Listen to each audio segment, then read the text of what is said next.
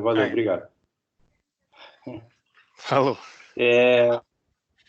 Qualquer coisa, tá gravando. Então, vamos lá. Definição de homeopatia, tá?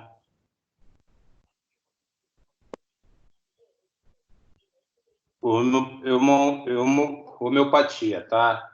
É a área de atuação do farmacêutico ou até de profissionais da área da saúde. Muitos se especializam nisso.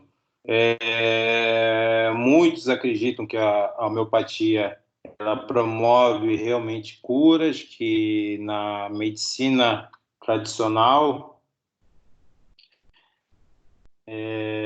o método terapêutico da homeopatia ela consegue curar enfermidades que a terapia tradicional, que é aquela do medicamento industrializado, ele não consegue curar, tá? Tanto que as pessoas mais antigas confiam muito, tem um grupo de pessoas mais antigas, até o pessoal mais novo, que confia que a homeopatia ela tenha curas que a medicina, como eu falei, que a medicina tradicional não tem, tá? O método muito aplicado é um método de diluições, tá? Ele foi criado pelo alemão Hahnemann, que é o método é o método tradicional. Então, são o quê? Diluições de doses homeopáticas, depois que a gente fala doses homeopáticas bem pequenas, são diluições da droga, tá? Chegando a concentrações bem baixas, tá? Buscando a cura da enfermidade. Alopatia, tá? Alopatia, ela vem da tratativa do oposto, do anti. Tá? Então, a linha de medicamentos que são praticados na alopatia, eles são o quê? O anti-inflamatório, o antimicrobiano, o antigripal, ok? E a linha de atuação, tanto de medicamentos homeopáticos e alopáticos, você tem desde da farmácia magistral até indústria, até indústrias, tá? Tem uma empresa que eu até recebi um convite para ser pesquisador, isso foi esse ano. O professor dá uma de louco, não vai. Lá em Curitiba, Herbário. Eles só fabricam medicamentos, boa parte dos medicamentos são da área de alopatia. E alguns homeopáticos também, tá? Então, tem empresas especializadas, empresas grandes, não só uma, várias empresas que têm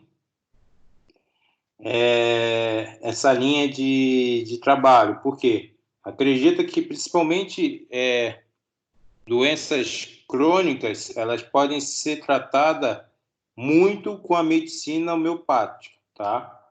Então, a diferença entre eles seria essa, tá? Boa parte dos seus medicamentos, eles serem provenientes de planta. Vocês já escutaram isso, né? Hein, pessoal? Estão me ouvindo? Sim, professor. Então, a grande tratativa dos produtos homeopáticos e alopáticos, tá? A matriz deles estão da linha natural, tá? Pessoal, só um minuto, que eu tenho alguém que está me ligando e não sei o que é.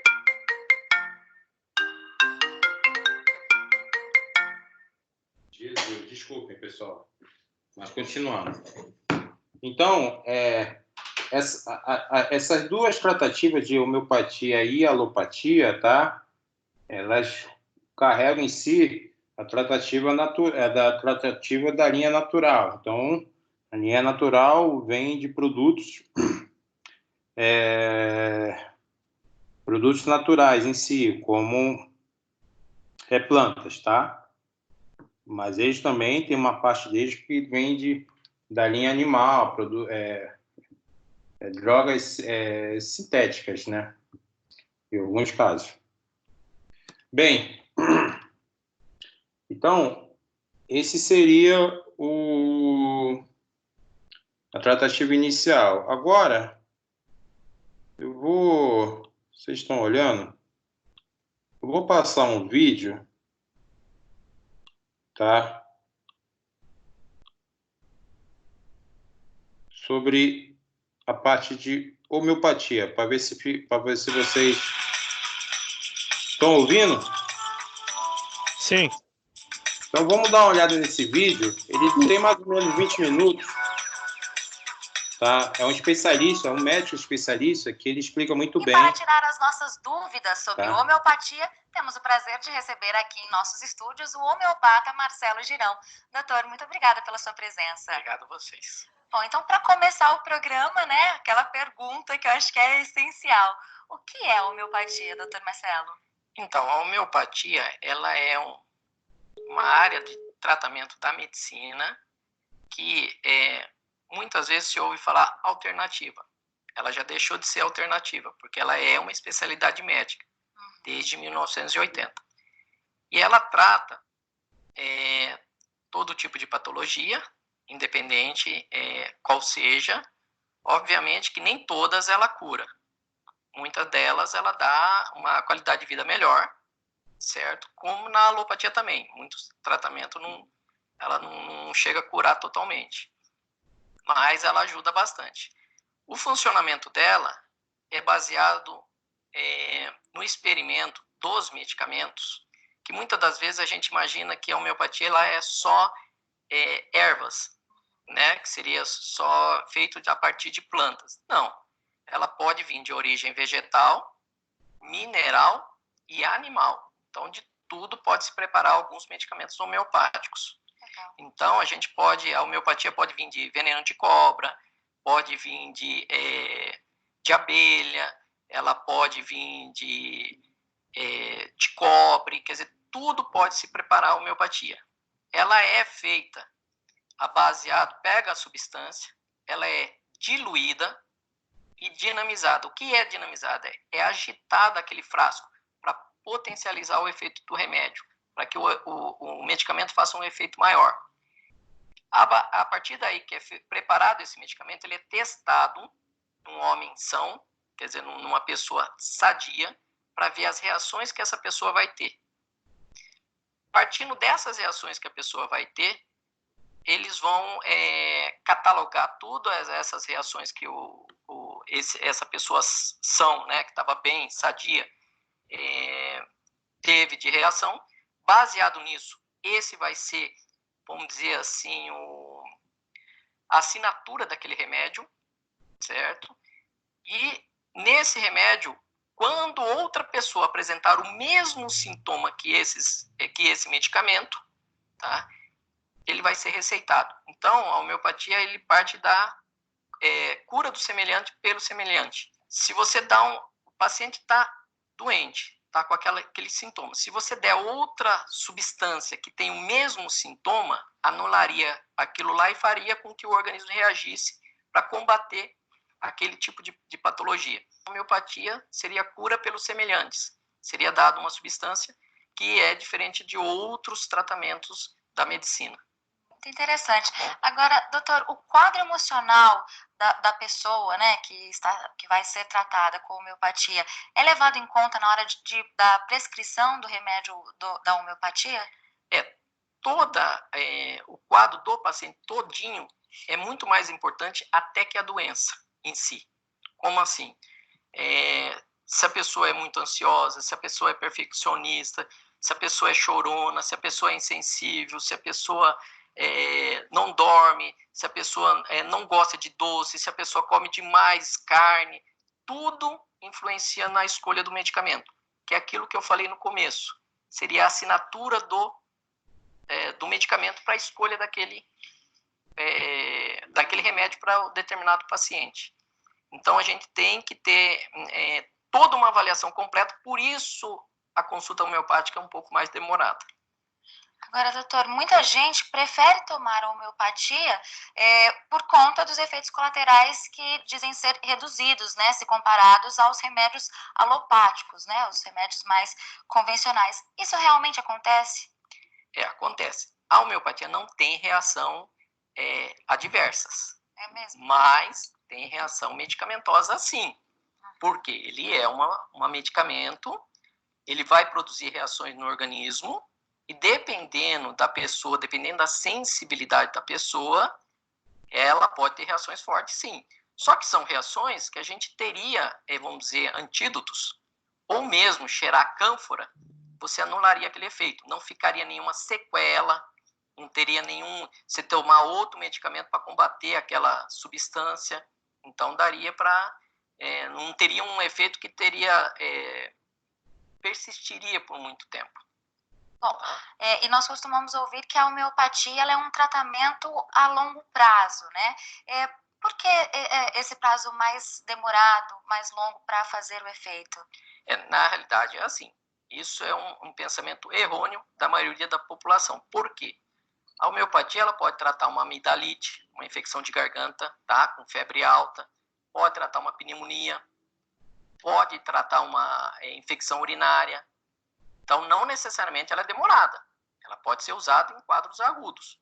Mas, a pessoa que tem uma infecção de garganta de repetição, por exemplo, a cada um mês, a cada 15 dias, está tendo que tomar antibiótico, quando ele entra no tratamento homeopático, ele vai fazer um tratamento para aumentar essa resistência, para que realmente não pegue mais. Então, isso é demorado. Aí você vai tomar, no mínimo 1 ano, tudo para não ter. Então, por isso eles acham que é demorado. Mas não significa que 1 ano você vai ter dor de garganta. Não, você pode ficar 1 ano sem ter nada. Uhum. Tá? E aí, realmente, você não tem a infecção, mas você tem que tomar. É diferente de você tomar um antibiótico, você toma 1 semana, para. Daí 15 dias você está de novo, você toma de novo. Daí 6 meses você está de novo, toma de novo antibiótico. A homeopatia é contínua nesses casos, mas teria como tirar da dor de garganta com medicamento agudo, que a gente chama, né, homeopático, para tirar da crise. Então não é tão demorado assim. Legal. Bom, e você sabe como é feito o medicamento homeopático? É o que você vai conferir no próximo bloco da Opção Saúde. Até já!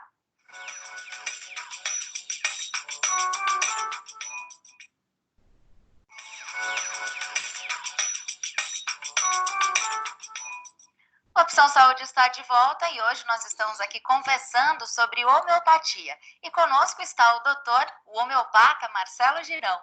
Doutor, um medicamento natural que é bastante conhecido também são os florais de Bach. Qual a diferença entre eles e os remédios homeopáticos?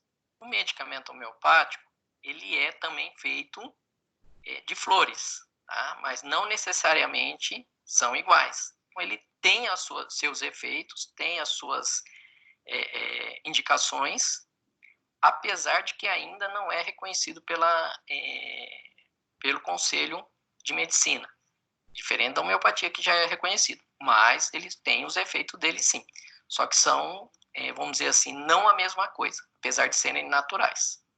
Bom, e os florais de Minas e da Califórnia partem do mesmo princípio dos florais de Bach? Mesma coisa, os florais de Bach foram os primeiros, a partir daí foram feitos alguns estudos em Minas, com algumas flores de Minas, e californianos também, além de outros todos, que originaram baseado na teoria dos florais de Bach. Foram confeccionados. E quais as diferenças entre eles? A diferença básica é que eles são diluídos também, são preparados e feito um estudo com ele que estimula o organismo. Só que o estímulo dele, vamos dizer assim, é bem mais limitado do que o da homeopatia. Vamos dizer, ele é mais recente do que a homeopatia. A homeopatia é para lá de 150 anos e ele é mais recente. Legal. Bom, muitos dos medicamentos homeopáticos, eles são preparados com glóbulos de sacarose ou na forma líquida. É uma questão de gosto ou essa forma muda no tratamento? Há um tempo atrás, antes da homeopatia ser pesquisada, porque depois que ela se tornou especialidade médica, ela começou a ser pesquisada em algumas faculdades. Com essa pesquisa se viu que o efeito é igual, tanto em glóbulos, que ali é embebido a substância, colocada a substância, né?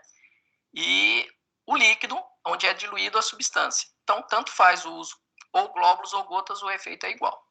Bom, a nossa equipe foi conversar com quem prepara os medicamentos homeopáticos. Vamos conhecer.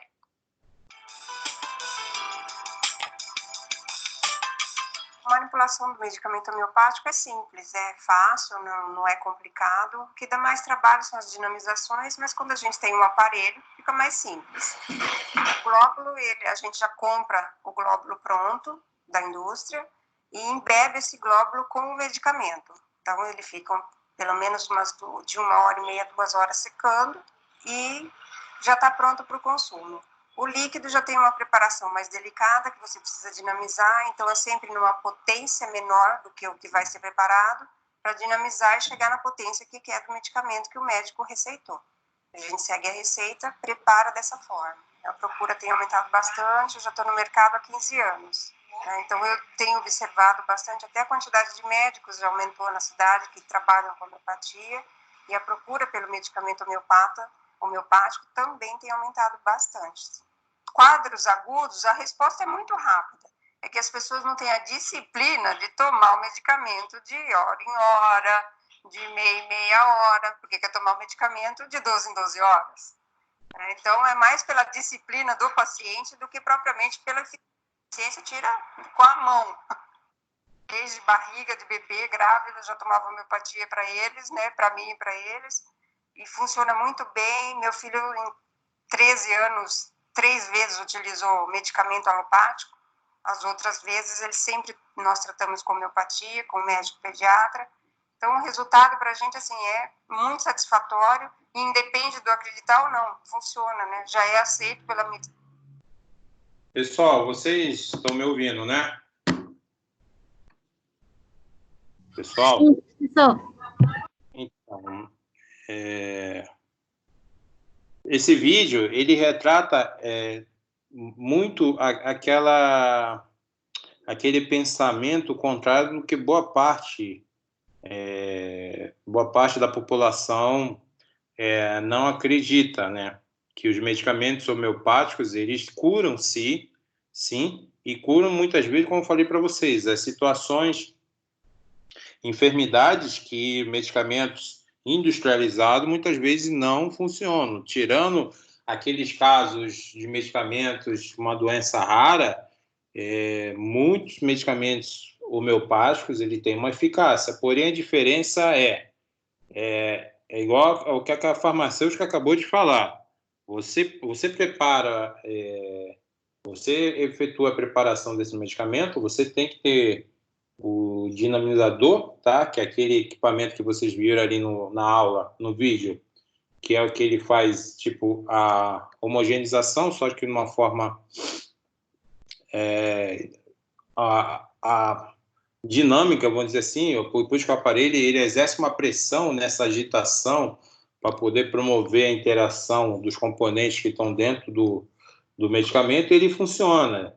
A única diferença é que em muitos casos as pessoas às vezes relatam que não confiam, que não acreditam, porque ela, conforme a farmacêutica comentou aqui, as pessoas não têm a disciplina de seguir. Não é só o medicamento homeopático, não. Eu vejo muitas pessoas que às vezes, conhecidos falam para mim, eu estou com um processo inflamatório, eu estou com isso, qual medicamento que você sugere?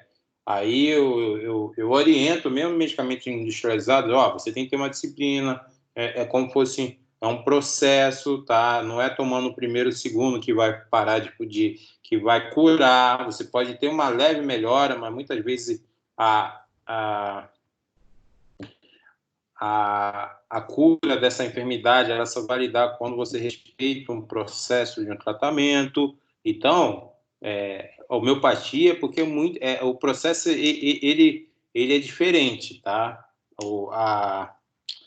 A administração, ele muitas vezes são períodos mais curtos em doses, por isso que são doses homeopáticas, são doses mais menores do que muitos medicamentos que têm a mesma ação tá, quanto à enfermidade, porém uma frequência maior, e muitas pessoas não têm essa disciplina, conforme a farmacêutica que está falando.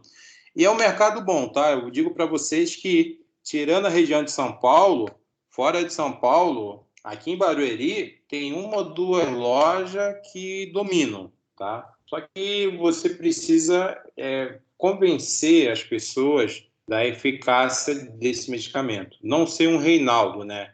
Ele não acredita. Para ele, homeopatia é como se fosse placebo, vamos dizer assim. Não é, tá?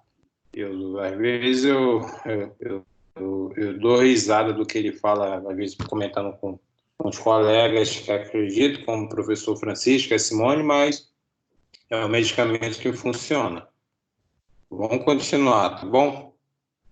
Foi só um comentário. Doutor, e por que no preparo dos medicamentos homeopáticos os princípios ativos são eliminados? Olha, isso é uma coisa muito controversa.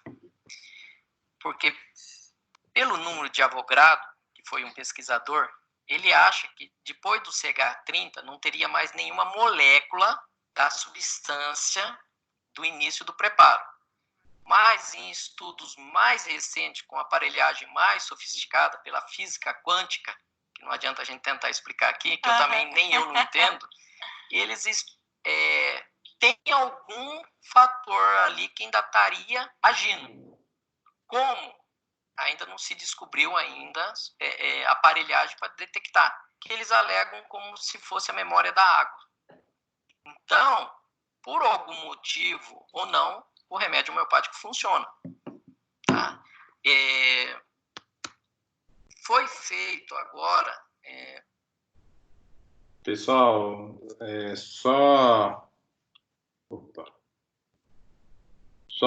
só fazer um breve comentário aí do que o médico aí falou. Exatamente essa premissa, tá? O medicamento homeopático, ele funciona mesmo, tá? Eu tenho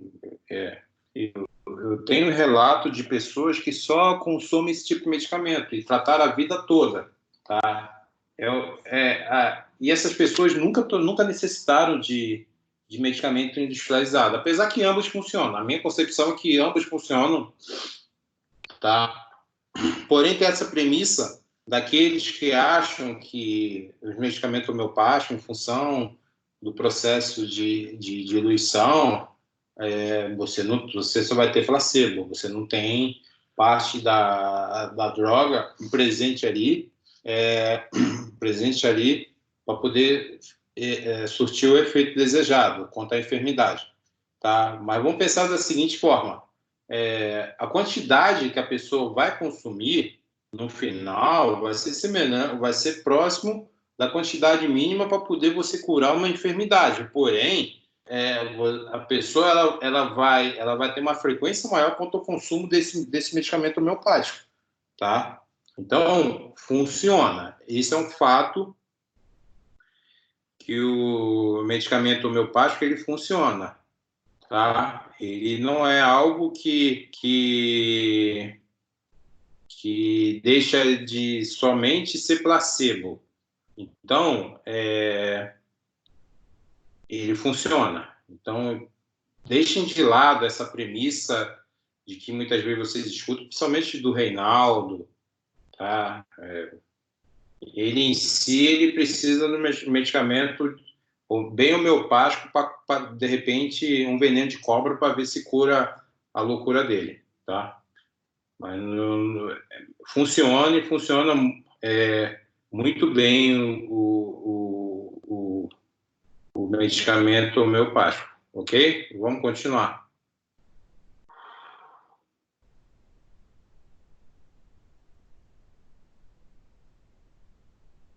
Os estudos em medicina baseada em evidências, com o intuito até de ver o que funciona e o que não funciona. Isso independente se é homeopático, se é alopático, ou se é enantiopático, qualquer tipo de tratamento, se é acupuntura, qualquer uma delas.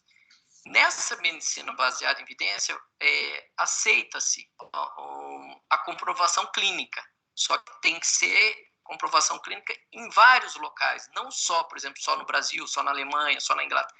Então, com esses estudos, viram que a homeopatia funciona em qualquer local. E o mesmo a substância, porque a substância não muda. A homeopatia, com raras exceções, os medicamentos são usados há mais de 150 anos. Os mesmos. Não é mudado, não é descoberto um novo, são sempre os mesmos. O modo de preparar é sempre os mesmos. Então, por isso se conhece muito sobre a homeopatia. E o efeito dela realmente já está comprovado que tem. Agora, baseado, tem ou não uma substância ali, tem ou não a princípio ativo? Não, porque a gente usa até veneno mesmo. E o veneno, se usado em doses ponderais, que seriam doses ativas, matariam. E, pelo contrário, salvam vidas. Então, ele acaba funcionando sim. Agora, ainda, toda vez que a gente vai nos congressos, a gente fica muito atrás dos pesquisadores. Por quê? Porque a gente quer comprovar. Porque a partir do momento que se tiver uma comprovação físico-química, né, aí a homeopatia já está deslanchando, deslancha muito mais. O que os pesquisadores falam para a gente ainda não inventaram aparelhagem, apesar de toda a nossa tecnologia hoje, ainda não tem ainda um aparelho para detectar, certo, suficientemente a ação desses remédios homeopáticos. Sabe se faz efeito. Já tiveram pesquisadores, inclusive importantes canadenses, que fizeram um estudo grande contra a homeopatia, queriam destruir a homeopatia, vamos dizer, entre aspas, provar que ela não funcionaria, e através dos estudos que eles fizeram, pelo contrário, provaram que ela funcionava, só não souberam provar como. Certo? Então, isso levaram eles a entender, porque uma das pesquisadoras ela não queria que a família usasse homeopatia, porque achava que era só sugestão, que era só placebo, e ela quis provar, porque como era uma pesquisadora e tinha como recurso tudo, e ela tentou, só que pelo contrário, ela viu que a homeopatia funcionava e virou inclusive uma adepta da homeopatia, depois disso. Doutor, agora o tratamento homeopático pode ser feito também durante a gravidez e a amamentação? Podem, com certas restrições. Alguns medicamentos são dados no final da gravidez, para ajudar no parto. Tanto é que meus 3 filhos foram partos normais, certo? E o último nasceu em casa, que não deu tempo nem de ir para o hospital, porque como usava homeopatia, era tempo de contração no último momento e já nascia. Então, esses medicamentos são dados no final da gravidez. Se o paciente estiver tomando, às vezes, por outra coisa, e tiver no começo de uma gravidez, o máximo é uma cólicazinha. Não chega a causar um aborto, nada disso. Mas a gente procura tirar para não ter incômodo. Mas pode ser usado na gravidez, na amamentação, tudo. Ai, que legal. Bom, e você, já esqueceu alguma vez de tomar a medicação homeopática? E aí, o que é que você faz? Toma no próximo horário ou dobra a dose? Como proceder nesses casos? É o que você vai ver no próximo bloco do Opção Saúde.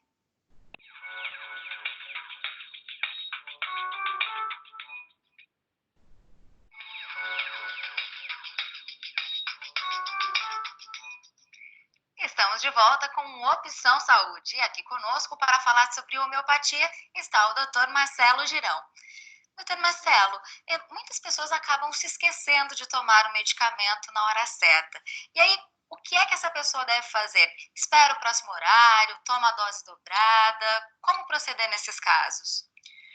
Depende muito de como ele está tomando. Se ele está tomando num quadro agudo, que às vezes tem que tomar de hora em hora, ele falhou aquela hora, dá continuidade como se estivesse tomando na sequência. Passou 1 hora, 2, toma na terceira hora, mas como se fosse 1 hora. Se ele estiver tomando 4 vezes ao dia, e, por exemplo, foi de manhã, saiu, esqueceu de levar os medicamentos, chegou em casa umas 6, 7 horas da noite, e falta 3 doses para ele tomar. Ele pode tomar às 7, às 8 e às 9, para completar as 4 doses.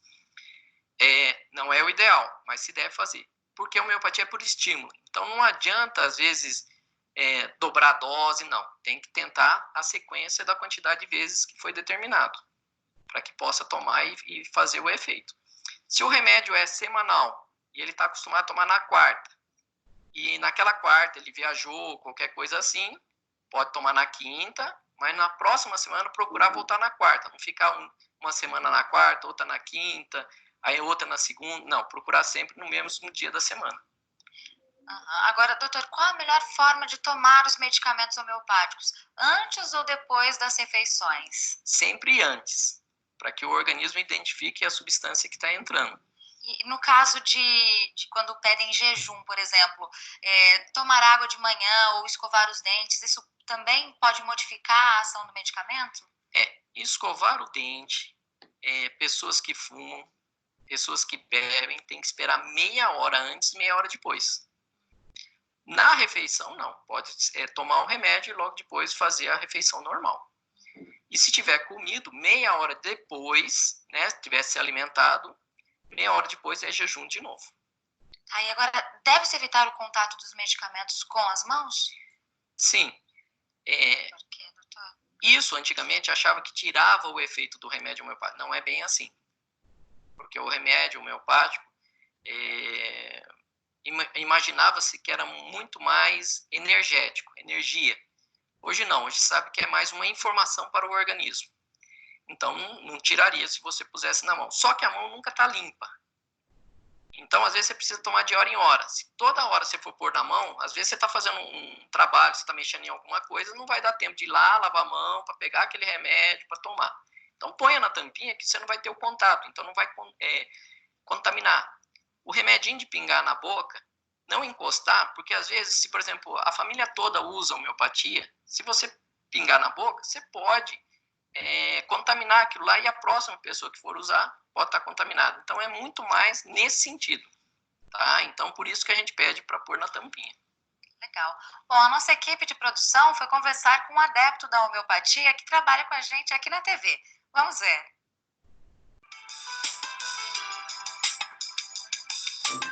Toda vez que eu tenho algum sintoma ou de alergia ou de resfriado, eu procuro a minha médica e ela me aconselha os remédios e eu faço o tratamento por um tempo.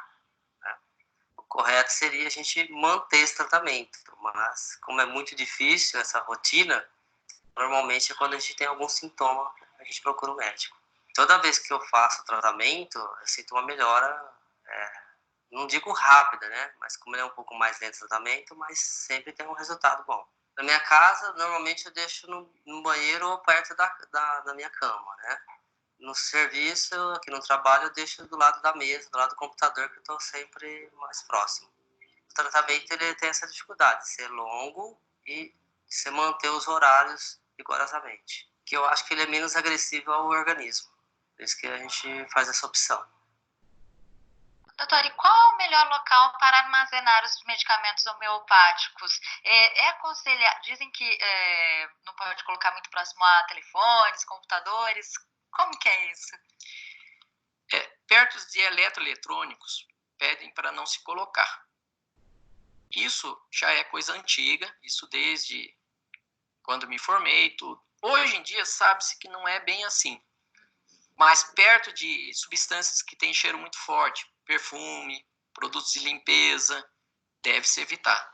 Lugar muito úmido, local que pegue sol, lugar muito quente, deve-se evitar, como até os outros tipos de medicamento. Isso tem que ser evitado. E como a gente sabe, evitar perto de eletroeletrônicos. Já justamente porque como tem esse histórico, a gente aconselha a realmente não pôr. Mas a gente diz não próximo pode, não em cima, certo? Porque a gente tem percebido que hoje em dia eletroeletrônico tem em todo lugar. É dentro da bolsa, dentro do bolso, em cima da mesa, onde você menos esperar tem eletroeletrônico. E os remédios homeopáticos continuam fazendo efeito. E eu sou muito assim, funciona, então vamos, certo? Então, tá funcionando, eu acho que não teria tanto. Agora, perto de cheiro forte, perto de local que tem cânfora, menta, deve-se evitar sim. Banheiro, por exemplo, não é um lugar muito Não é muito aconselhável, porque lá tem cheiro forte, tem umidade, né? Demais, então a gente não aconselha deixar no banheiro. Bom, e a ingestão de álcool, ela deve ser evitada quando está se fazendo um tratamento homeopático? Na realidade, eu acho assim, a ingestão de álcool deve ser sempre evitada, independente se está usando homeopatia ou não. No caso da homeopatia, meia hora antes e meia hora depois do uso dela tem que ser evitado, senão você realmente, aí o efeito do remédio não tem, certo? Então, nesse caso, sim. Meia hora antes, meia hora depois. Bom, e em caso de superdosagem em relação a medicamentos homeopáticos, isso há algum perigo? O que é que deve ser feito? Superdosagem em homeopatia não existe. O que existe é assim, como eu falei no começo, que a homeopatia é testada em pessoas sãs, né, pessoas sadias, e que nesses casos ela teria algumas reações e que seriam anotadas. Essas reações do medicamento é quando a pessoa usa o medicamento que não é ideal para ele. Aí ela tomaria de 15 em 15, de hora em hora, e isso poderia potencializar e desenvolver alguma coisa. Vou citar um exemplo. Às vezes eu começo a tratar bebês com homeopatia. E uma mãe, um dia, chegou para mim e falou assim: doutor, eu estou tendo umas reações, estou sentindo algumas coisas. Falei: que coisa você está sentindo? Ela me citou, aí eu falei assim: você está tomando o remédio do bebê. Ela falou: como?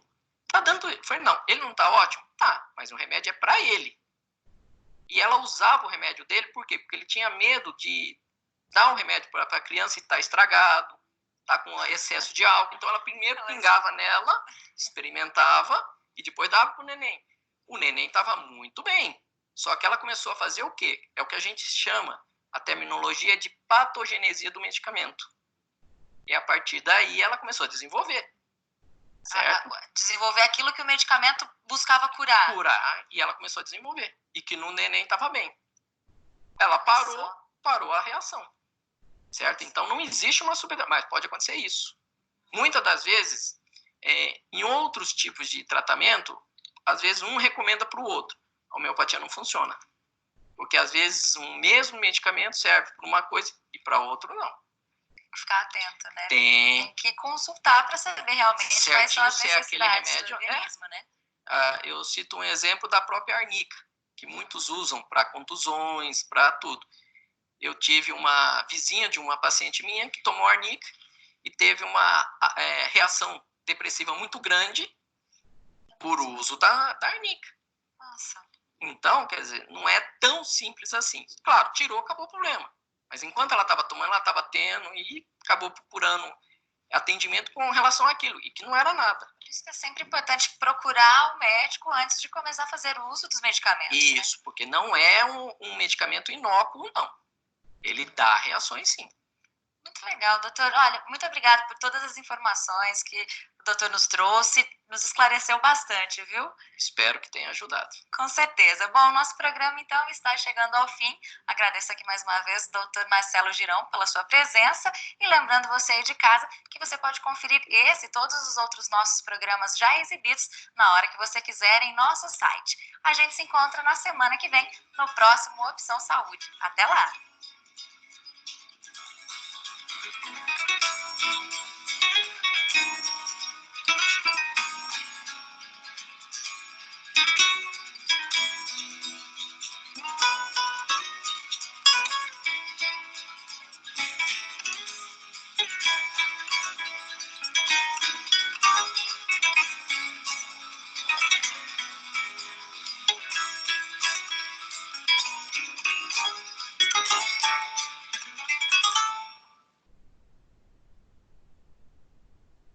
E aí, pessoal?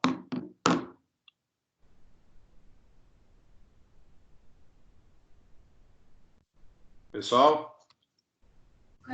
Oi, professor. Sabe, pela estrutura aqui da coletiva. Eu aproveito para agradecer ao ministro Braga Neto, quando nós conversamos.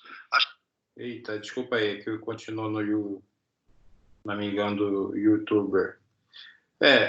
Vocês viram que medicamentos homeopáticos, eles têm uma diretriz que precisa de informações para poder você ter uma garantia, informações quanto à administração dele, principalmente, tá? E e sobre o medicamento para poder você ter uma garantia do seu funcionamento. Mas ele é bastante usado, tanto que, como eu falo para vocês, existe até médicos que se especializam nessa área da homeopatia, porque eles enxergam isso como uma linha de tratamento muito eficiente.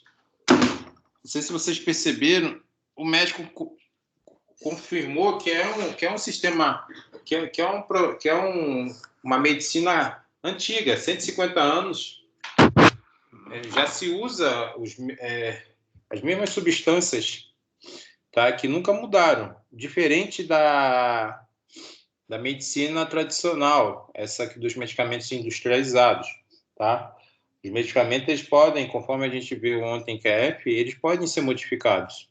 A homeopatia em si, não, tá? Eu vou aqui abrir agora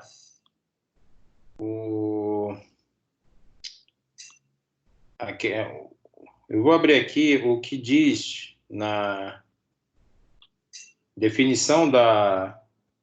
Deixa eu aumentar aqui para vocês enxergarem um pouco melhor. Uma cartilha do profissional homeopata. Tá? Tem as diretrizes. Vocês sabem que essa área da homeopatia ela é tão importante que ela tem uma farmacopeia própria. Eu vou abrir aqui ela. Tá? É uma resolução de 2011, tá? Onde você tem um prefácio grande, né? Se for olhar aqui, ele fala como fosse uma farmacopeia da área de medicamentos industrializados. E a homeopatia, a alopatia, normalmente é a medicina clássica, um país que se aprofunda muito sobre isso e que eles têm eles acreditam que essa linha homeopática ela é tão eficiente, até mais que o sistema tradicional aí dos medicamentos industrializados é a medicina, na China. Na China, a linha homeopata ela é bastante forte, claro. Lá na China, não posso perder a piada, né? Eles se baseiam na de origem animal, né? Veneno de cobra e outros animais aí. Então, para não perder a piada, né? Eu sei que isso está sendo gravado, se o diretor lá ver, mas tá bom. Então, na China é bastante forte a cultura, tá? Dessa medicina, aplicação da homeopatia. E aí, quando a gente observa em termos de legislação, nós temos uma legislação ainda antiga em si. Eu dei uma pesquisada. Tem coisa que ainda não está tão atualizada, alguns pontos, tá? Você tem a mais recente, 2011, pelo que eu pesquisei, tá? Especificamente sobre aplicação 2011. Isso a RDC 39, 2011, que fala sobre aprovação da farmacopeia. Então, eu acho que acredito, e até por questão de pesquisa, precisa precisa mais de uma atualização nessa área, no ponto de vista, tá? É uma área que ela é pouco explorada, assim, em termos de propaganda. Eu acho que só quem acredita na parte da homeopatia são aquelas pessoas que já vivenciaram quanto uma administração de medicamento, ou muitas vezes ouviram falar sobre a utilização desses medicamentos para a cura de uma enfermidade, tá? Diferente da boa parte da população. E como eu falei, alguns países, eles ainda mantêm como fosse uma tradição dessa linha da homeopatia. A China é um caso, tá? Quem quiser entender melhor, as nossas práticas, elas serão muito baseadas nessa farmacopeia, tá? Aqui tem definições, tá? Alguns exemplos de medicamentos, tem definições de dinamização, tá? Se a gente for descer aqui, ó, definição de drogas de origem vegetal, origem animal, drogas de origem sintética, tá? Insumos inertes, soluções alcoólicas, diluições glicerinadas, tem tudo aqui, tá? Então, se você quer saber um pouquinho sobre a parte de prática, essa farmacopeia ela é uma boa referência, tá? Tem umas determinações que são também aplicadas para a área da indústria. Alguns testes aqui são os mesmos aplicados na área da indústria, como isso, cromatografia coluna, HPLC, cromatografia gasosa, determinação de eletroforese, teste de gotejamento, tudo isso, boa parte desses testes, eles são aplicados na área da indústria, tá? Aqui fala o que é a definição, a alcometria. Então, o que eu vou sugerir para vocês, tá? Baixem essa farmacopeia homeopática, ok? Estão me ouvindo, pessoal? Pessoal, baixem essa farmacopeia homeopática, tá? Quiser anotar aqui, ó, ela é de 2011, terceira edição, tá?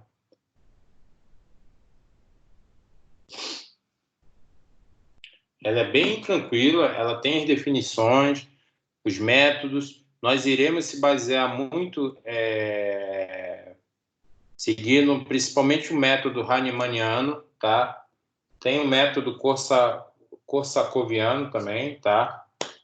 Mas o hahnemanniano é o mais conhecido. Quando se fala homeopatia, a gente se refere ao método hahnemanniano, tá? Ela é uma farmacopeia muito interessante, principalmente quem quer seguir essa área, quem quer agregar informação, quem pensa em abrir, às vezes, uma farmácia de manipulação, tá? Para saber os princípios, um pouco da parte prática, tá? A gente, assim que as aulas voltarem, nós iremos realizar algumas preparações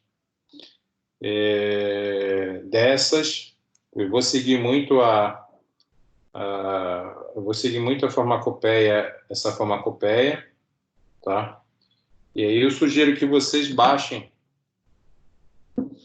para a gente ir quando iniciar as aulas práticas, a gente já ter acesso à informação, tá?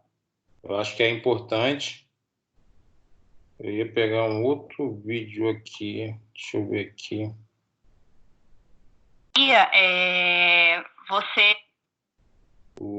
Não, para. E pegar um outro vídeo aqui para a gente ver uma diferença. Deixa eu ver se eu consigo.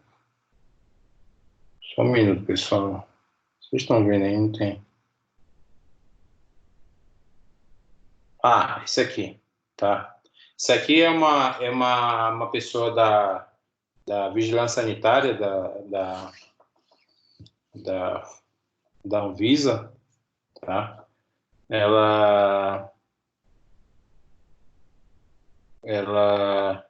Antes, vamos ver esse vídeo aqui, tá?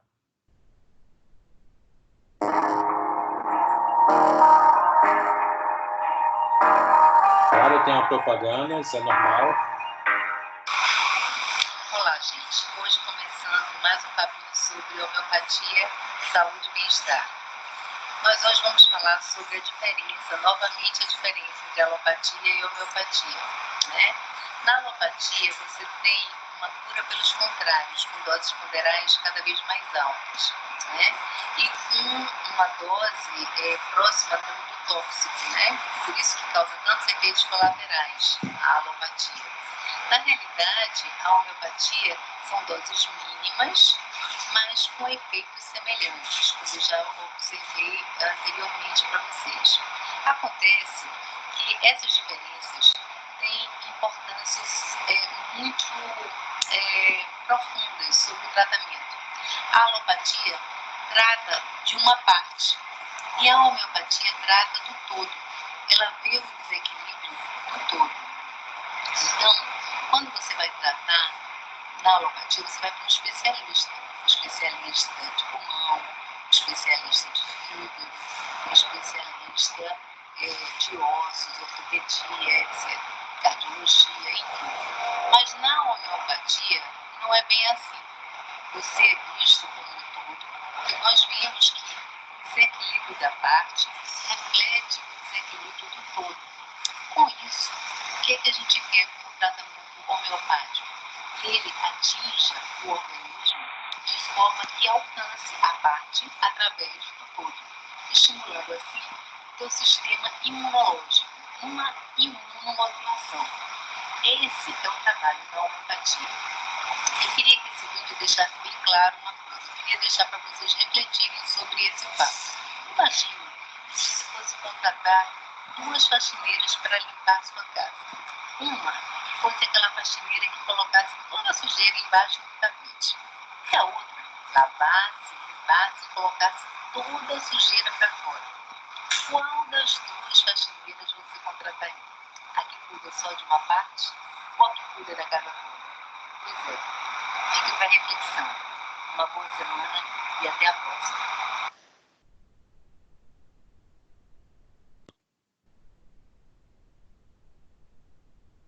Vamos só ver esse debate aqui De acordo com dados do Ministério da Saúde, a busca por medicamentos fitoterápicos no SUS cresceu 161% entre 2013 e 2015. São medicamentos de eficácia comprovada e muitas vezes menos agressivos, mas o fato de os fitoterápicos terem princípios ativos vegetais não muda os cuidados que precisamos tomar com qualquer medicamento. Para conversar sobre os medicamentos fitoterápicos, nós convidamos Ana Cecília Bezerra, especialista em fitoterápicos da Agência Nacional de Vigilância Sanitária, e a professora Damaris Silveira, do Departamento de Farmácia da Universidade de Brasília. E aqui ao meu lado está o jornalista Guilherme Oliveira, que fez a infomatéria sobre o assunto para a Agência Senado. Olá, bem-vindas, muito obrigada por virem aqui participar do Cidadania. E a gente podia começar, então, eu peço que vocês expliquem para os nossos telespectadores o que é um medicamento fitoterápico. É diferente, assim, seja industrializado, manipulado, uma planta medicinal também é um medicamento fitoterápico, inclusive aquele remedinho da vovó, né, o remédio caseiro. O que é um medicamento fitoterápico? Fito é um mundo, a gente pode dizer. Sobre esse termo fitoterápico, é tudo que é utilizado para tratar com planta medicinal. Então, desde um remédio caseiro, chá que a vovó fazia em casa, até um produto industrializado que é vendido na farmácia, é considerado também fitoterápico. E dentro desse mundo, na área regulatória, tem várias classificações. Você tem o fitoterápico, que é feito em farmácia manipulação, então, a partir de uma prescrição ou um fitoterápico oficinal, pode ser comprado na farmácia manipulação. Você tem também a planta, que é comprada nas feiras e nos locais de venda de produtos tradicionais, também é chamado fitoterápico. E você tem o medicamento fitoterápico, que é aquele que passou por todos os controles e toda a comprovação da segurança e eficácia. E mesmo dentro de medicamentos fitoterápicos, você ainda tem categorias diferentes, dependendo da forma como foi apresentada a sua comprovação de segurança e eficácia. E quais seriam essas categorias? Desde 2014, a Anvisa republicou as normas e agora vem seguindo a tendência mundial de separar os fitoterápicos em 2 categorias, que uma categoria é para resgatar esse uso tradicional, chamada de produtos tradicionais fitoterápicos. Então, são produtos que são controlados, eles apresentam todo o controle que se pede a qualquer outro medicamento da Anvisa, mas eles não passam por todas as etapas de testes, não clínicos e clínicos. Eles são registrados comprovando sua segurança e eficácia com base no uso tradicional. Eu tenho que demonstrar que aquele produto tem pelo menos 30 anos de uso no ser humano de forma segura e efetiva. Essa é uma classe, que são dos produtos tradicionais.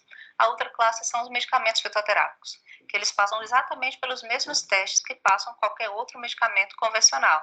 Eles têm toda uma comprovação de qualidade e segurança e eficácia baseada em estudos não clínicos, que são aqueles que são feitos em animais, para garantir a segurança dos estudos nos seres humanos, para, por fim, ser liberado o uso no mercado para toda a população brasileira.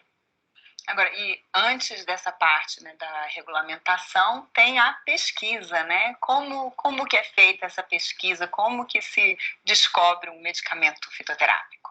Bom, você tem várias abordagens. As mais utilizadas são duas. A primeira, quando você faz a pesquisa com base no conhecimento tradicional, ou seja, no uso popular. Então, já existe uma planta, por exemplo, uma planta que as pessoas usam para um determinado fim, como anti-inflamatório. Então, mas não se tem ainda nenhum estudo para comprovar que essa ação realmente existe, né? Então, você toma essa planta e faz todos os estudos com base, buscando comprovar ou não essa informação que vem da população. Esse é um caminho. Um outro caminho é mais aleatório. Por exemplo, você tem uma diversidade imensa no país, a gente tem vários biomas, muitos deles ameaçados, então é até importante que se conheçam essas plantas. Então, você pode obter alguma planta e começar o estudo que eu falo do zero, né?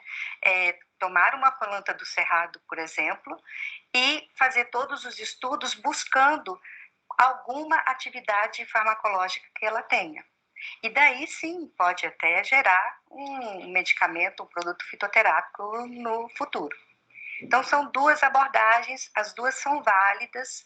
Uma é mais rápida que a outra, que é aquela ao qual você já dirige a pesquisa para um conhecimento que a população já tem, né? O que resta ao pesquisador é comprovar se essa informação que vem da população realmente procede. Então, é uma etapa demorada, né? Você tem que fazer toda a pesquisa básica, conhecer o que tem na planta, são centenas de substâncias ali, um chá contém mais de 100 substâncias ali que você pode ingerir, né? E depois dessa fase, ainda vem os estudos pré-clínicos e clínicos, porque aí é uma planta que vai ser nova. Como é que está a questão da produção de medicamentos fitoterápicos no Brasil? A relação entre os pesquisadores e as empresas, ela está bem azeitada? Existem problemas de burocracia, de investimento, para a gente realmente chegar na etapa final com uma variedade de produtos no mercado de empresas que disponibilizam? Há essa conversa, essa interlocução entre a empresa, a indústria farmacêutica brasileira e a academia ainda precisa avançar mais. Já existe alguma conversa, alguns trabalhos juntos, mas, bom, é uma opinião minha, tá? Ela ainda precisa evoluir. Ainda é muito incipiente essa interação empresa-universidade. E é claro, nós temos problemas de financiamento, existe um pouco de financiamento na área de fito, né? Mas ainda precisa avançar mais e ainda precisa a empresa brasileira investir nesse mercado, que é um mercado que está em ampla e franca expansão, não só no Brasil, mas no mundo. Nós somos privilegiados, a nossa flora é fantástica, nós temos muitas plantas que já são utilizadas pela população e que carecem de um estudo mais aprofundado, e existe muita pesquisa nas universidades. O que falta é sentar empresa e academia e falar o que vocês querem, o que nós queremos, e então avançar para o desenvolvimento de um produto. Uma vez que o produto já é considerado um medicamento, ele precisa ser prescrito, tem que ter uma prescrição médica, qualquer médico pode receitar, como é que é isso? Como o fitoterápico no Brasil é medicamento, ele segue as mesmas regras que qualquer outro medicamento comercializado no Brasil. Então, de praxe, os dentistas e médicos já podem prescrever a maior parte. Ai, tá, gente. Você sabe onde fica o freio? Ô, seu idiota, é claro que eu sei, eu dirijo há anos. Muito bem, então, pé no freio. Para no dirige. Pé no freio! Porra, vou tirar tantas talecas que não dá nem pra comprar um carro desse. Você não entendeu que era pra pisar no freio. Isso, hoje, profissionais podem prescrever fitoterápico. Por meio da autorização do seu conselho de desliga o áudio aí. Profissional que regulamenta, como conselho de farmácia, de enfermagem, que estão trabalhando nessa regulamentação. E hoje já tem vários desses produtos que são isentos de prescrição médica que podem ser prescritos por esses outros profissionais. E os profissionais estão prescrevendo, eles conhecem esses medicamentos, estão em contato com os pesquisadores, sabem o que existe, o que pode ser usado? Bom, eu acho que ainda existe uma lacuna na formação da maioria das profissões da área da saúde. Por exemplo, se você tomar um curso de medicina, são raríssimos no país que tem uma disciplina, uma formação voltada para a prescrição de fitoterápicos. E fitoterápico, apesar de ser amplamente divulgado, que não faz mal, o princípio ativo é uma mistura muito grande de substâncias que podem interagir entre si ou com outro medicamento de forma que às vezes não é uma forma tão boa e tão racional. Então, há necessidade de uma formação nessa área. Há alguns anos, o Ministério da Saúde tentou e ofereceu um curso para formação, por exemplo, para os médicos, né? Foi um curso online e, bom, esse curso foi a termo, mas a maioria, na minha opinião, a maioria dos profissionais da área de saúde ainda precisam de uma formação mais adequada nessa área para ter realmente uma segurança para a prescrição. Não porque o medicamento fitoterápico não seja seguro, mas para ele se sentir à vontade de prescrever aquele fitoterápico. Há alguns anos, nosso grupo fez uma pesquisa financiada pela Fundação de Apoio à Pesquisa do DF e o Ministério da Saúde, via edital PPSUS, e nós conversamos com médicos e todos os prescritores de centros de saúde de Ceilândia, e também com os pacientes que usavam aqueles centros. E a gente sentiu justamente essa dificuldade nas conversas com os prescritores, que eu não tenho muita segurança que esse produto seja seguro para o meu paciente. Isso foi até gerado um manual, uma cartilha, que foi distribuída para esses prescritores, justamente mostrando a racionalidade que é possível com a prescrição dos fitoterápicos. Então, é por aí. Precisa de mais formação na área.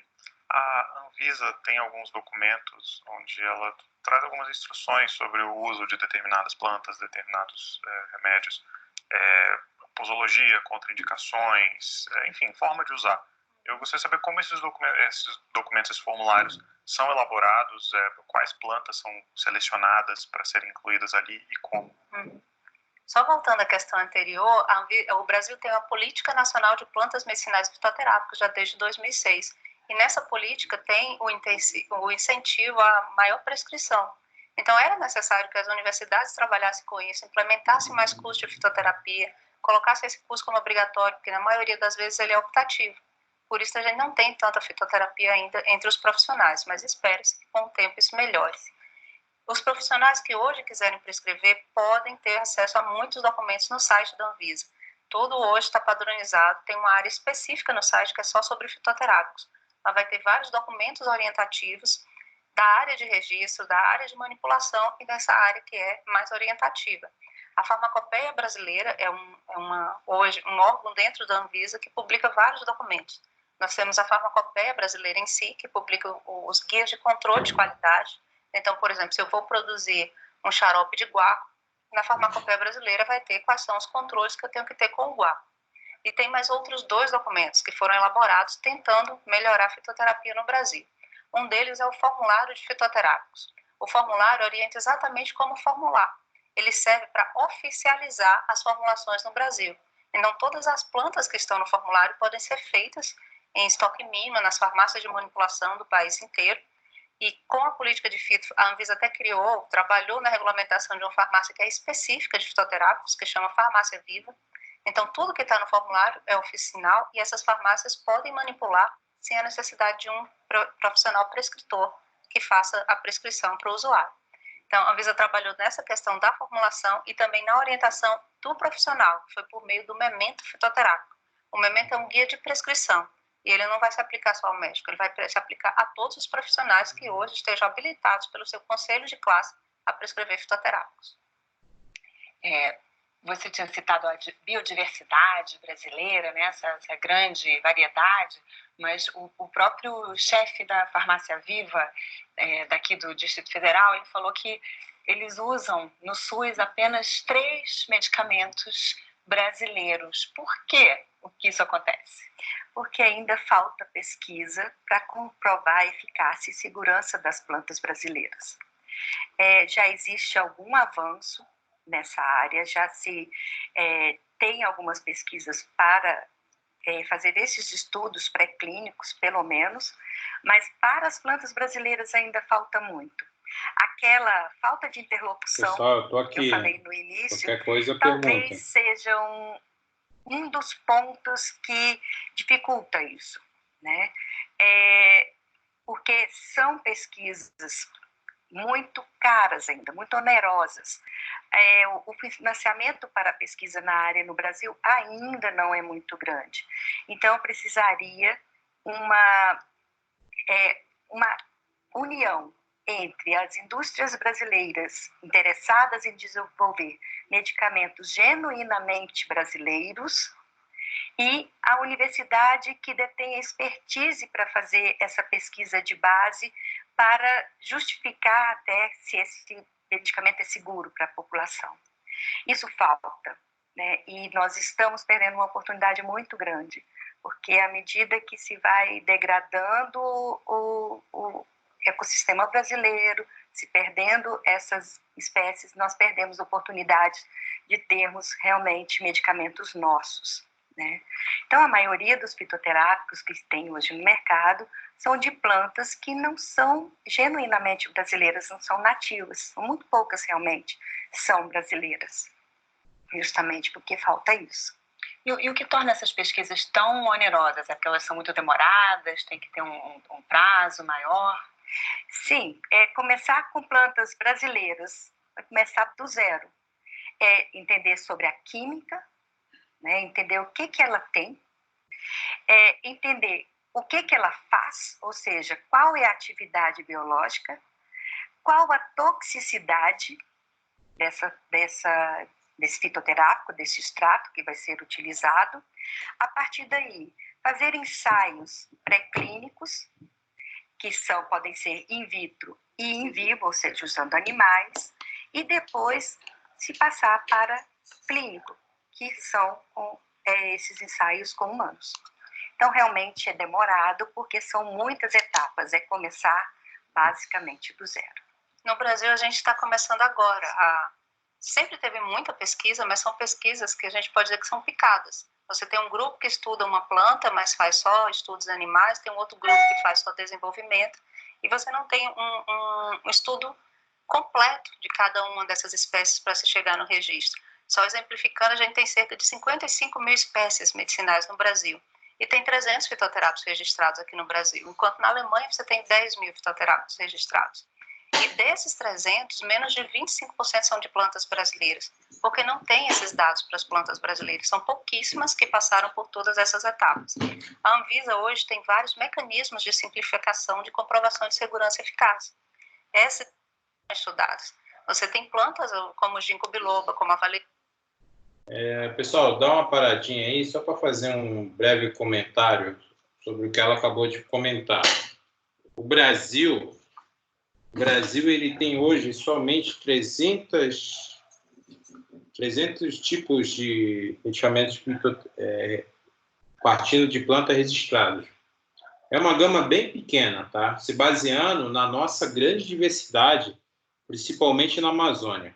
Muitas vezes a gente escuta sobre países, igual teve um caso recente aí das queimadas, tal, sobre os países europeus que protegem a Amazônia. Isso é um pouco de papo ali, escondendo a realidade. Eu, quando fiz... Estão me ouvindo, pessoal? Sim, professor. Estamos sim, pode mandar. Eu, quando fiz meu mestrado no IPEM, eu trabalhei com um professor, meu orientador. Ele era especialista na parte de espectro. E ele tinha uma grande influência, espectro de massa. Ele tinha uma grande influência, ele era conhecido muito na faculdade lá na Amazônia.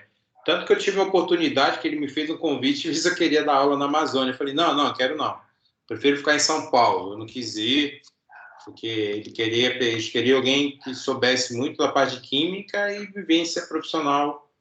O salário estava em torno de 7 mil, mas lá o custo de vida é muito baixo. Então, mas também, assim, gente, eu comecei a pensar, falei, não vou durar aqui 2 meses, ia ter um tédio. Voltou no assunto. Ele dizia que na Amazônia, a Amazônia não é do Brasil.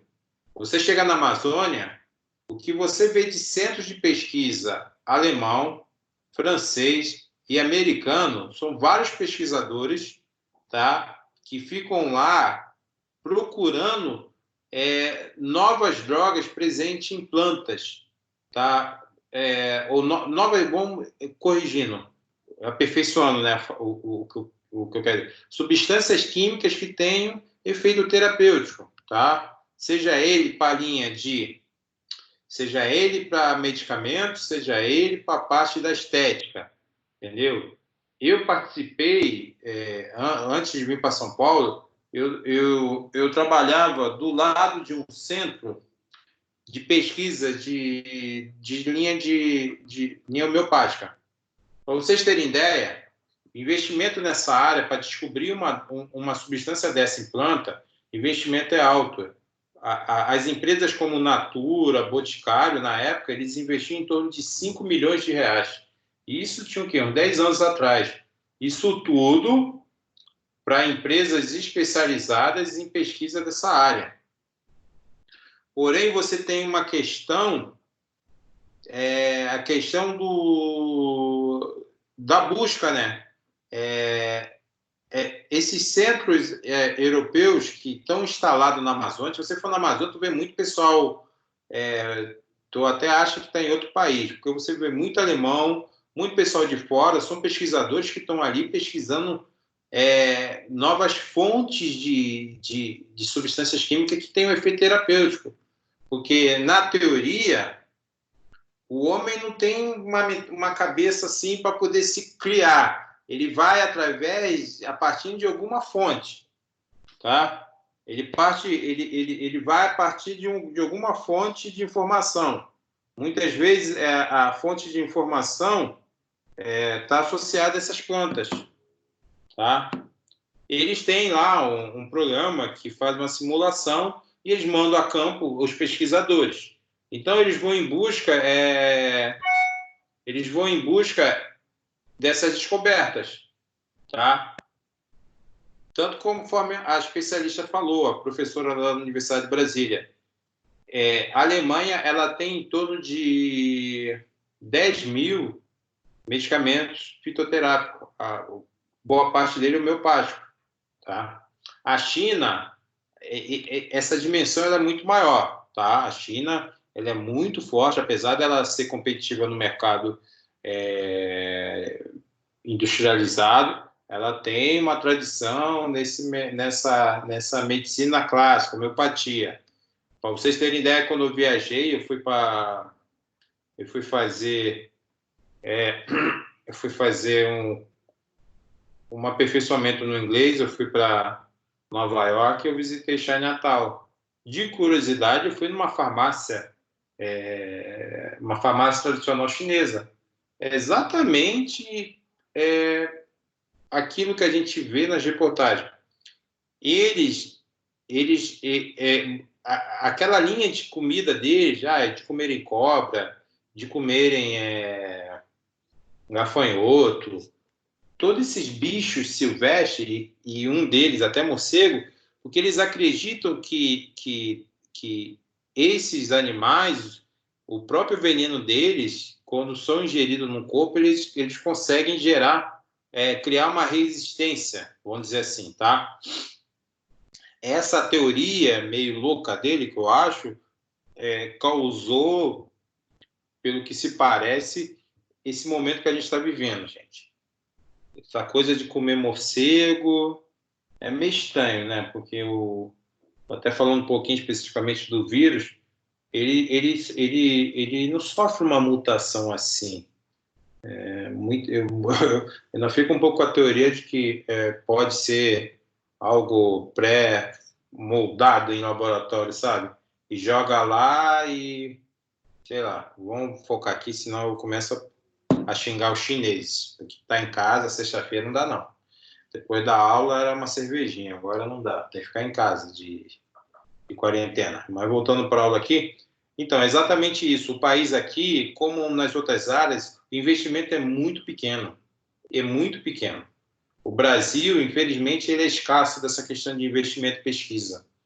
Diferente de outros países europeus, como a China, como o Japão, os Estados Unidos, a Alemanha, a França, a Inglaterra. A França vem aqui e descobre algumas substâncias de plantas que são muito usadas para produtos estéticos, que são caríssimos. Tá? Não sei, as moças aí já devem ter falado uma marca francesa de produtos estéticos que é caríssimo. Eu até esqueci o nome. Tá? Então, essa é a realidade do país. Tá? Nós não temos um grande investimento na pesquisa. Então, muitas vezes, nós temos a capacidade de construir, mas falta muito para a gente, profissional da área da saúde, estrutura. Esse é o problema do país. Tá? Poucos centros têm uma pesquisa ali, muitas vezes financiada por empresas privadas, que não deveria, né? Principalmente o Ministério da Tecnologia e Ciência e Tecnologia deveria investir mais. Não agora, por causa da crise, eles estão investindo pesado, estão dando valor na ciência, né? Infelizmente, a gente passou anos nessa situação e agora teve que acontecer isso para poder a ciência brasileira ser valorizada. Mas vamos tocar o barco. Fica como só uma reclamação. Que tem vários estudos clínicos que mostram a sua segurança e eficácia, mas a gente não tem um estudo clínico para o guapo, nenhum estudo clínico completo para a espinheira santa. Então a gente precisa levantar tudo isso que está faltando. O Ministério da Saúde fez isso por meio de monografias, está financiando editais específicos agora e passar por todas essas etapas. Nem precisaria ser todos esses estudos não clínicos e clínicos, poderia ser também por uso tradicional, mas no Brasil até a documentação do uso tradicional está faltando. A elaboração desses documentos, o formulário e o memento, a gente faz a partir da recepção dos fitoterápicos que são feitos nos serviços de fitoterapia no Brasil. Eles trazem todos os fitos que são feitos, a gente avalia quanto à segurança e eficácia e muitas vezes a gente não consegue incluir nesses documentos porque não tem essa comprovação. Muitas vezes a gente não consegue detalhes sobre como esse fitoterápico foi feito, se ele foi extraído com álcool, em que concentração de álcool, quanto foi que realmente era utilizado lá no uso tradicional para mimetizar o uso tradicional. Então, o Brasil está começando a acordar para isso tudo agora. A gente espera que a roda comece a girar mais rápido, já que todo mundo já percebe que tem essa falha. A gente falha tanto no uso tradicional quanto na organização dos estudos não clínicos e clínicos. Mas é bom que nós estamos num momento que eu acho que a maioria dos pesquisadores, a indústria está bem conscientizada, a agência está conscientizada e que as coisas vão andar mais rapidamente para desenvolver esses produtos nacionais. Agora, às vezes a gente ouve falar de plantas brasileiras ou medicamentos de origem de vegetais brasileiros que são utilizados no exterior. Né? Como que isso acontece? Isso é pirataria? Não, tem que saber como eles são usados no exterior. Pode ser que eles não sejam utilizados como medicamento. Porque se eles estivessem sendo usados como medicamento e a informação estivesse pública, a gente podia pegar essa informação para registrar aqui também. Mas muitas vezes quando se diz, o açaí está sendo usado fora, não é como medicamento, é como alimento, ou é só o termo açaí, ou é como suplemento. Porque eles não têm todos os estudos que precisam para regulamentar como medicamento. Os Estados Unidos, por exemplo, toda essa classe de produtos naturais, homeopáticos, florais, eles estão isentos de registro, eles são suplementos. Então, eles não passam pela agência americana. Por isso, tem muitos mais produtos lá do que aqui. Aqui não, fitoterápico por lei, é uma lei antiga de 1976, é medicamento. E por isso eles têm que passar por essas etapas, restringindo um pouco o mercado. As empresas que produzem aqui no Brasil, elas têm dificuldade de se adaptar às normas de regulação, às normas de fiscalização? E eu queria estender um pouco essa pergunta para falar da questão da fiscalização também. A fiscalização da comercialização, da produção de medicamentos fitoterápicos, ela é sempre necessariamente centralizada ou você pode ter normas estaduais, normas municipais que diferenciam isso? As normas de produção de medicamentos, elas são federais, elas são centralizadas. A Anvisa faz parte de um sistema nacional e normalmente as normas são publicadas pela Anvisa, na forma de RDCs ou resoluções específicas. Mas a gente tem participantes em todos os estados da federação, que são as visas dos estados e as visas do município. Normalmente a fiscalização, tanto da farmácia quanto da indústria, é feita pela visa do estado ou do município. A Anvisa participa só quando chamado, quando tem uma demanda, porque isso já é determinado pela atividade de cada uma das instâncias. Uma vez identificado assim, o princípio ativo, né, de uma planta que pode ser usada para medicamento, aquela planta sempre vai ter aquela propriedade? Se eu sabe que o guaco, por exemplo, é bom implantar lá em casa, ou o cultivo, a forma ali, o ambiente, o solo, a água, o tanto de sol, tudo isso interfere?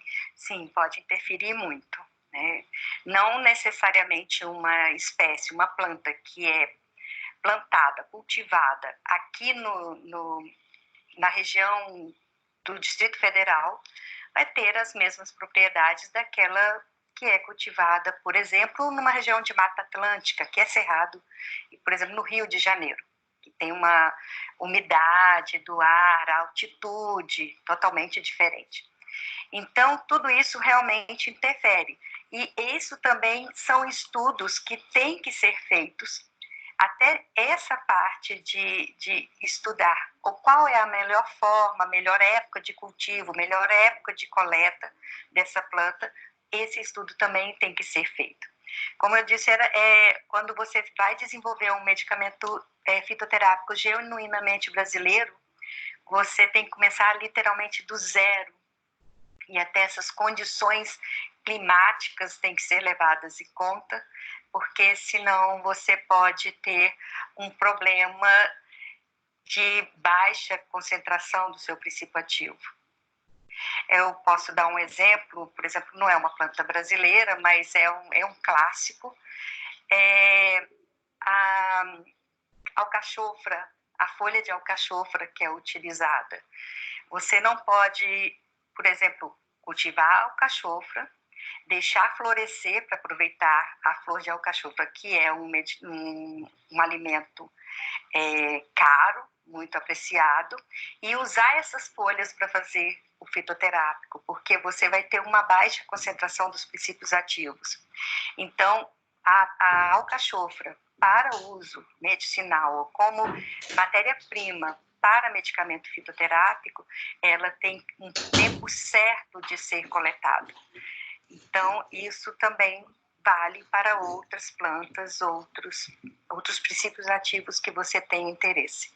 O uso caseiro, o uso doméstico, cotidiano de plantas que têm certas propriedades, ele exige algum estudo aprofundado? Ou eu posso pegar uma receita da minha avó, ouvir com o meu vizinho, fazer uma oficina ali com o pessoal do meu bairro, e isso já vai me dar um conhecimento suficiente para eu poder usar com uma certa segurança? A questão dos conhecimentos tradicionais que são passados boca a boca mesmo.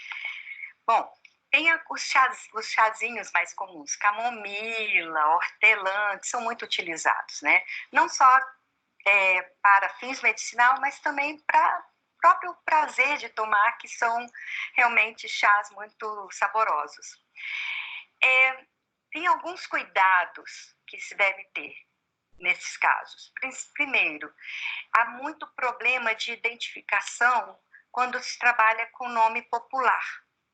Vou dar um exemplo. O hipérico perforato, que é o hipérico, é a erva de São João, que é muito famosa, né? Ele já existe medicamento fitoterápico, é muito utilizado, é chamado de erva de São João também. No Brasil existe outra planta que é chamada de erva de São João e não tem nada a ver com o hipérico perforato. Então, essa confusão com nomes populares, até de região para região no Brasil, isso é um problema. Um outro problema é a questão de a origem dessa planta que você vai consumir. Se é no seu quintal, maravilha, você tem controle que ela está sendo cultivada de uma forma adequada.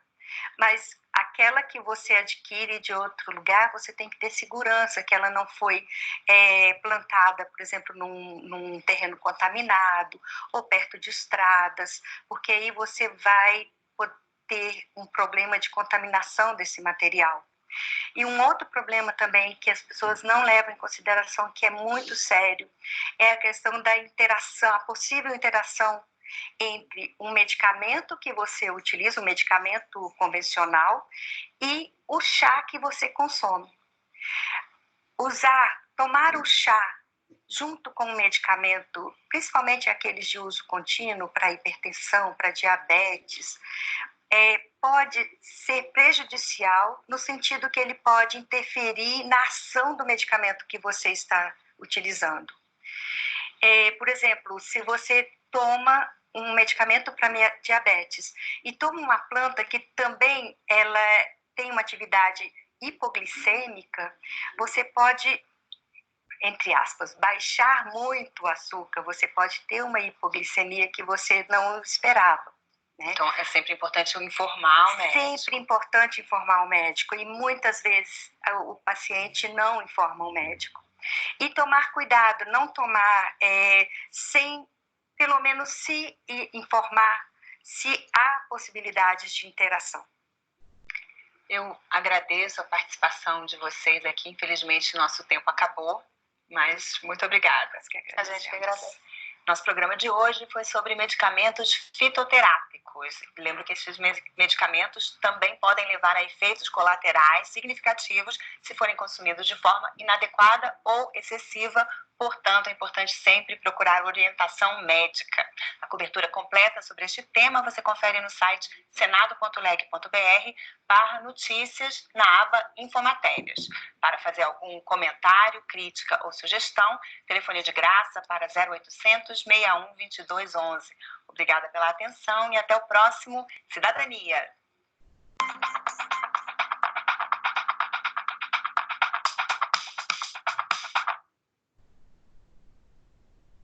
Oi, pessoal. Fala, professor. E aí? Sobre tudo isso que a gente conversou agora, deu para ter uma ideia sobre esse mundo da homeopatia e alopatia, para quem não teve contato nisso, tirando talvez a Carol, ela tem uma vivência talvez diferenciada em relação a alguns de vocês. Deu para ter uma ideia? Deu sim, professor. Sim. Deu sim. Oi. Fala, Laís. Laís? Qual é a grande observação que eu falo assim? Qualquer substância química, tá? Vamos dizer assim, é uma substância química, tá? Qualquer substância química, seja ela da medicina tradicional, que é realizada, fabricada em medicamentos em indústria, seja ela da medicina clássica, como os homeopáticos e alopáticos, alguns casos, principalmente os que são extraídos de origem vegetal, toda substância química, tá? Ela irá promover os mesmos efeitos, tá? Irá promover os mesmos efeitos comuns de quando aplicado como a medicamento. O seu excesso pode promover uma intoxicação na administração, tá? E a falta da informação pode muitas vezes desiludir as pessoas, né? Porque, conforme eu falei para vocês, tem pessoas que acreditam que a homeopatia, especificamente a homeopatia, seria placebo. E não é, tá? Conforme esses 2 vídeos que a gente conversou, que eu passei, a homeopatia ela é tão quanto eficiente como a medicina tradicional, o medicamento industrializado. Qual é a grande dificuldade, tá? Qual é a grande dificuldade, principalmente dessa área de vegetal? É o custo do processo, o investimento nisso. Porque o que as empresas fazem, tá? Elas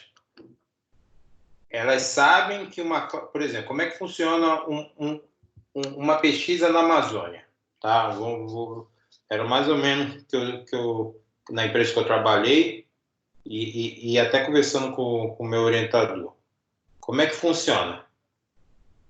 As grandes empresas, tá? Elas têm um programa que ele faz um desenho 3D da substância, ok? E aí um banco de dados eles conseguem identificar uma probabilidade da existência dessa substância. Então muitos pesquisadores, principalmente alemães, franceses, eles vão para a Amazônia já conhecendo a substância química que eles estão buscando, ok? E aí eles fazem uma investigação em várias espécies de planta, tá?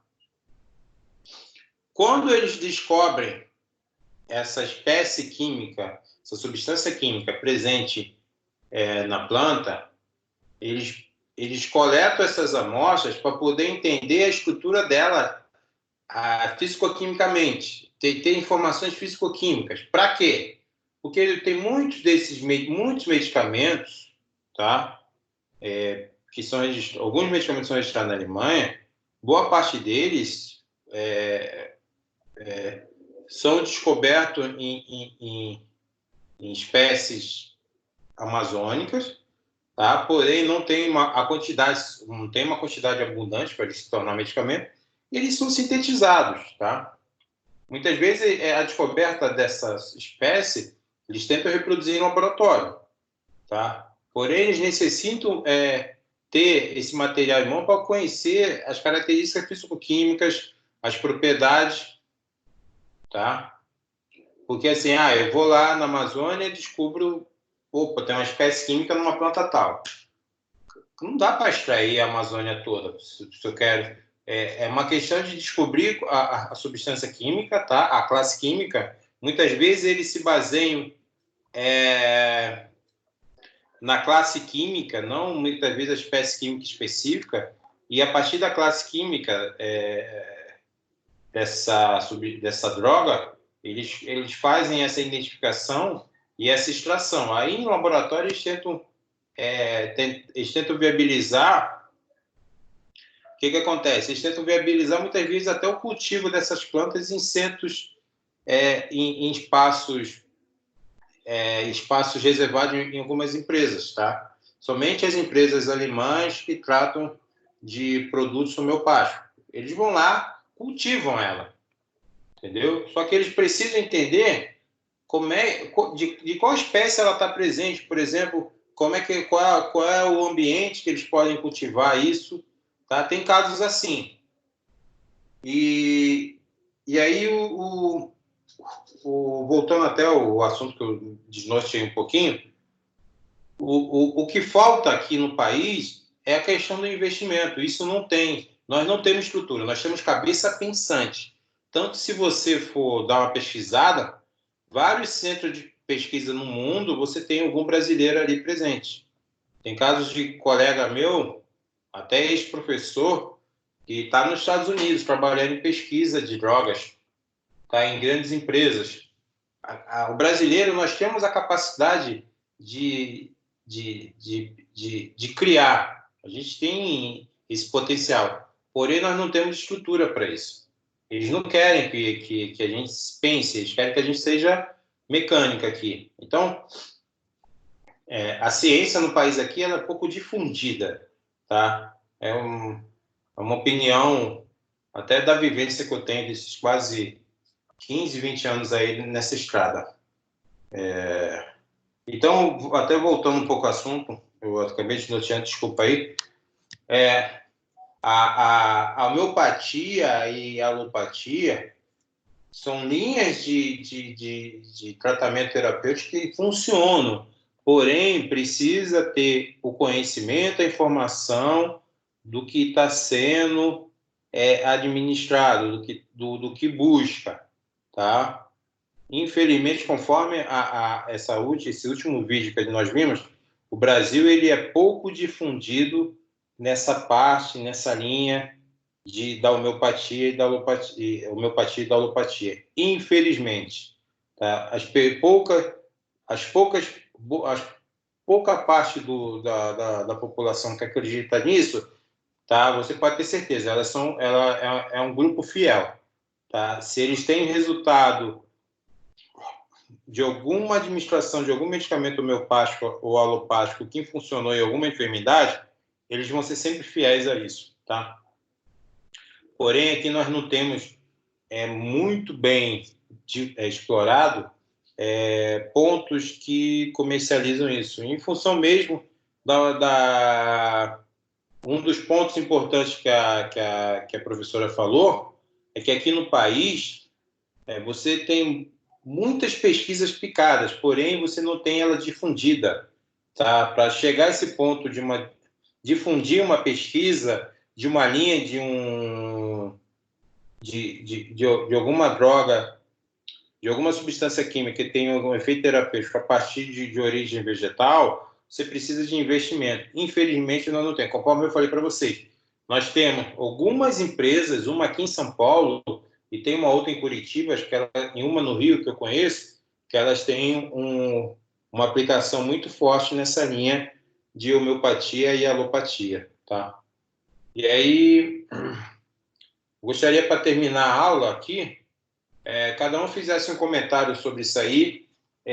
Gostaria também de pedir a vocês de baixar a farmacopeia, tá? Darem uma lida, porque, voltando às aulas práticas, nós iremos seguir ela como referência, tá? Das nossas preparações, ok? E para fechar, gostaria de uma conclusão de cada um de vocês. Quem quer começar? Tá, pode ser eu. Professor, que deu, assim, que nem você falou, é um nicho muito pequeno de pessoas que seguem essa tratativa aí da homeopatia, né? Dá para a gente perceber que os europeus, né, têm uma forma de visão e nós outras, só que a gente tem a mania de seguir muito o que o pessoal lá fora faz, né? Então, a gente ainda está naquela fase de só acredita vendo. Como ainda é uma coisa que a pessoa só acredita em cura imediata, né? O brasileiro não tem paciência para coisa a longo prazo. A gente ainda está muito voltado à questão da alopatia do que da homeopatia. Foi isso que deu para entender nessas aulas. E as aulas práticas, a gente vai trabalhar muito em cima da prática, tá? Vamos tentar, talvez esse semestre ele não seja tão longo, né?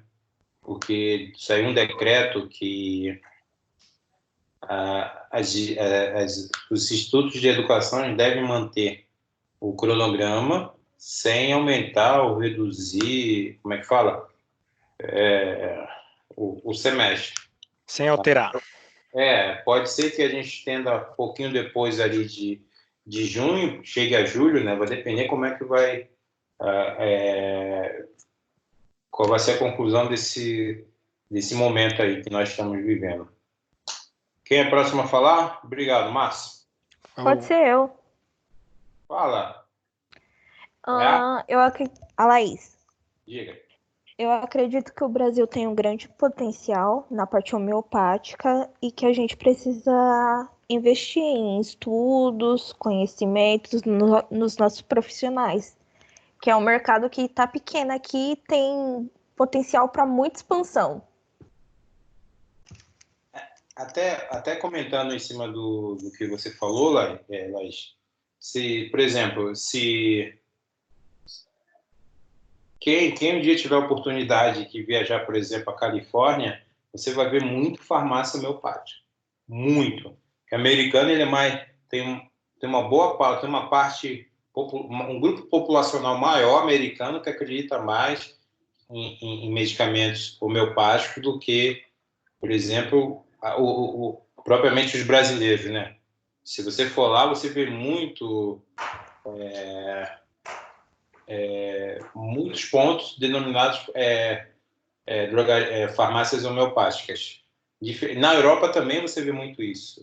Principalmente aquela parte da Europa mais envelhecida, aquelas regiões, você vê muito essa parte também da homeopatia. É muito forte lá.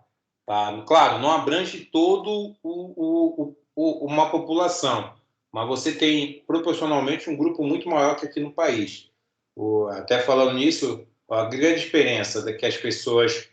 Falta difundir muito a questão de divulgação, propaganda e marketing, porém, a gente tem um pequeno entrave, que é a questão da pesquisa.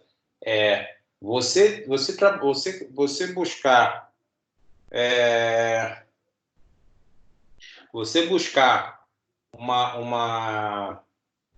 uma substância de uma planta, tá? Você já começa tendo um problema que, normalmente, quando o processo de extração, ele pode ser muito complexo, o investimento é alto, as empresas não querem isso. Por isso que é um grupo pequeno. Você não tem controle físico-químico de produtos homeopáticos, só os alopáticos, tá? Ou alguma linha de fitoterápicos industrializados. Mesmo assim, por exemplo, você trata um extrato. Dentro desse extrato, você tem várias composições, substâncias químicas que têm uma ação terapêutica. Dando um exemplo. Porém, lá você só identifica uma delas. As outras você nem tem estrutura ainda para poder identificar isso. Imagine o mercado.